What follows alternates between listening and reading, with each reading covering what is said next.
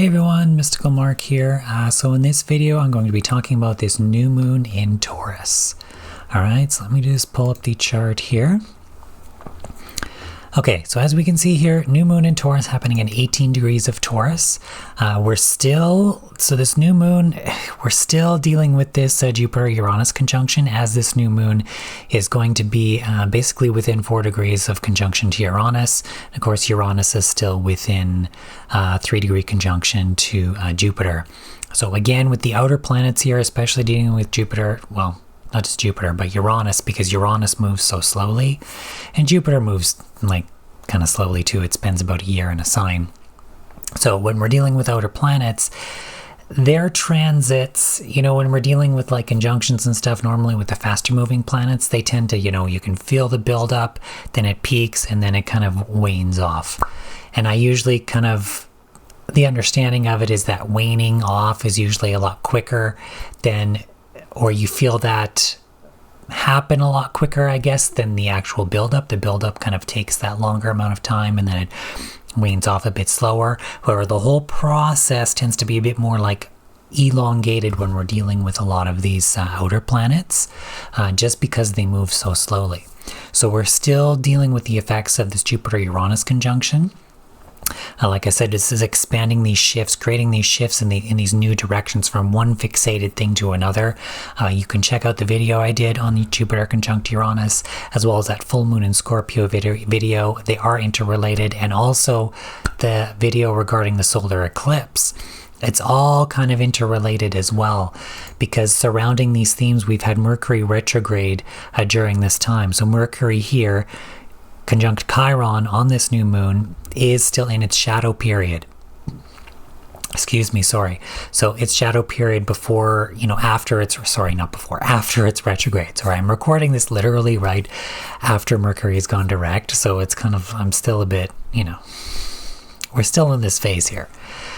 So bear with me. So we're still dealing with the effects of that. However, Pluto has now gone retrograde. So Pluto was direct during this eclipse, during this initial Jupiter-Uranus conjunction, all of that. And now Jupiter is retrograde. So still that stuff happening during Pluto. Oh my God. So Pluto was retrograde. So now, or Pluto was direct. Now Pluto is retrograde. So now we're dealing a lot with going over this old stuff that has happened during that time frame regarding the transformation and ultimately the change, especially since Pluto was in Aquarius, that we need to make. And so obviously the ruler of Aquarius, the modern ruler, is Uranus, still here in Taurus, in that fixed sign, wanting to make those large fixated changes. So again, with this new moon here, conjunct still this Uranus and this Jupiter-Uranus conjunction, we're still dealing a lot with not only this eclipse energy, but a lot of this Jupiter conjunct Uranus type energy, where we're seeding these shifts for change. And these changes, they can take time. Again, I mentioned that this conjunction was happening in Taurus, which tends to move very slowly. Taurus is very hard to shift, hard to change. It's very fixated, very stubborn. But also the fact that this happened during eclipse season, the effect of the eclipse usually kind of unfolds or takes place within around the 5 to 6 month time frame before the next eclipse season happens. So we're still dealing this. We're still planting these seeds of change, of these huge changes, these fixated shifts that we need to make and are in the process of making. I know a lot of people maybe were talking about a Jupiter-Uranus conjunction, it's going to be a big day or whatever that it's going to happen. It's like, well, this is happening in Taurus, and we're dealing, dealing with eclipse energy and all of this stuff. There's a larger time frame that needs to work here, especially with the amount of these big changes that are needing to occur. It's like we live in a very dense reality. We're here in 3D, right? So having to make such large shifts is going to take time. Although we're dealing with Uranus here, things could be sped up, things could be, shifting, and it could happen in technically a lot faster than maybe what it normally would have. But at the same time, it's still going to take a certain amount of time for all these things to take place. So with this new moon in Taurus, this is highlighting, like I said, we're bringing into this new lunar month, but I feel like this eclipse stuff still hasn't really left us yet. We're out of the eclipse season, so the actual intensity of the eclipse is gone, I guess you could say, but its effects, or what it was trying to bring forth, is still being given birth here, right? Especially since we're referencing Taurus. This is very Venus. It's like that giving birth, physical birth type energy, planting that seed to, gestate and give birth, right? So we're dealing kind of a lot with that as well. Especially, we've got this Mercury conjunct Chiron here as well. So Mercury's been retrograde, like I said, surrounding this eclipse season. This Mercury retrograde has been, going over this Chiron like several times. So this will be the last time it's going to be conjunct Chiron, because Mercury's direct now, and then it'll leave shadow and then move into Taurus and, move on. So the fact this is happening on this place is kind of referencing, where we do need to heal. There could maybe still be those triggers that come up, especially as it relates again to this Mercury retrograde stuff, themes surrounding that retrograde. But again, I feel like that's very much surrounding this eclipse, Jupiter-Uranus conjunction, the changes we need to make to ultimately move forward and heal. Aries is a very cardinal sign. This is also dealing with ourselves. The wounds to ourselves are independence.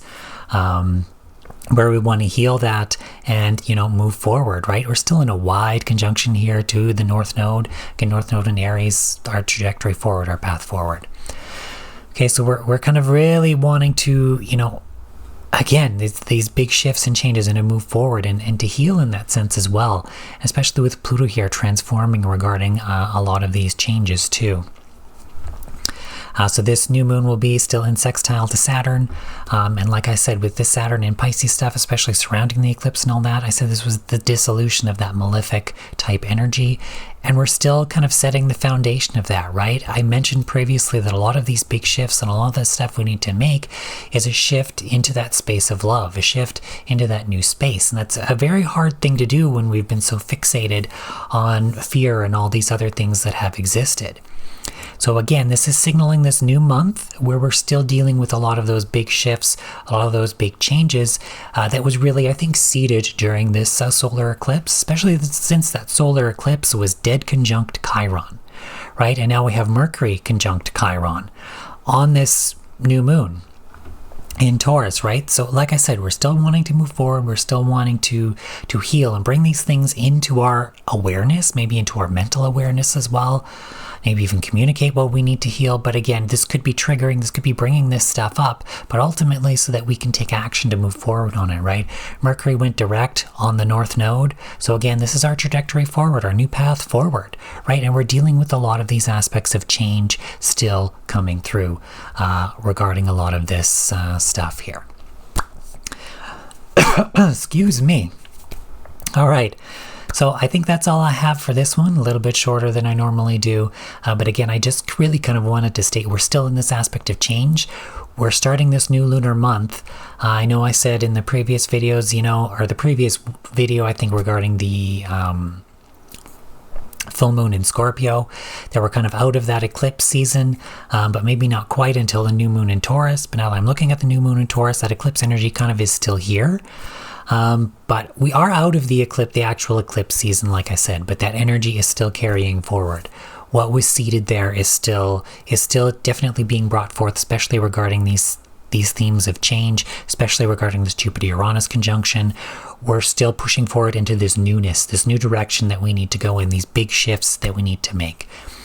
All right, so remember, especially with, the astrology community, spiritual community, all of this, to remember to just focus on love, focus on peace, because that's ultimately in the direction that we are heading here. And let's bring that in a positive way, right?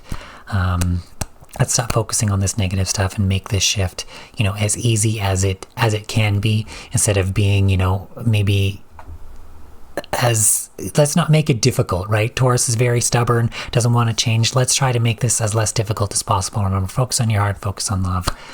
And yeah, happy new moon, happy new lunar month. Take care, everyone. Bye for now.